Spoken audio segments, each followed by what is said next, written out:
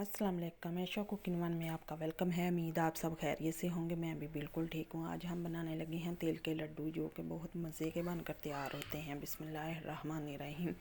एक पाव हमने तिल लिए हैं, इसे हल्की आंच पर हम भूनेंगे। 1 से 2 मिनट के लिए हम तेल को भून लेंगे अच्छी तरह। तिल सख्त सर्दी के मौसम में हमें बहुत सारी बीमारियों और मसाल से बचाता है। तिल के छोटे छोटे दाने ताकत से भरपूर होते हैं। 1 पाव हमने तेल लिया था, 1 पाव ही हम गुड़ लेंगे। थोड़े से पानी डाल के इसे अच्छी तरह मेल्ट करेंगे। तेल जिस्म को ताकत फराहम करता है। छोटे बच्चे जो बिस्तर गीला करने की आदत होती है, उन बच्चों के लिए तेल लाजवाब है। वैसे तेल खाएं तो कड़वे होते हैं। इस तरह आप गुड़ के साथ लड्डू बना कर दें, इतने मज़े के बनकर तैयार होते हैं और जल्दी से बन जाते हैं। गुड़ हमारा मेल्ट होने लगा है।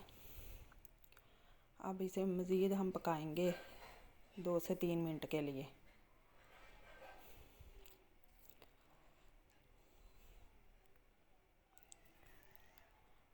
ये देखें, बबल आने शुरू हो चुके हैं। गुड़ हमारा तैयार हो चुका है। अब हम चूल्हा बंद कर देंगे। तिल को इसमें मिक्स करेंगे अच्छी तरह।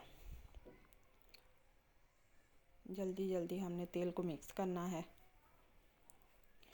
तेल हमने मिक्स करके तैयार कर ले हैं। अब हम इसके लड्डू बनाने शुरू करते हैं।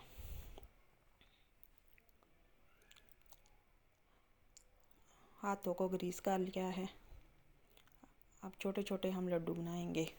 ये बहुत आसानी के साथ बनकर तैयार हो जाते हैं।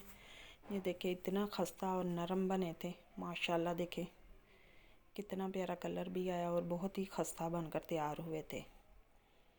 इस तरह आप भी बनाएं और सर्दियों में एंजॉय करें। अपने बच्चों को भी खिलाएं, आप खुद भी खाएं। ये जिस्म के लिए बहुत ही मुफीद है, बहुत फ़ायदेमंद है।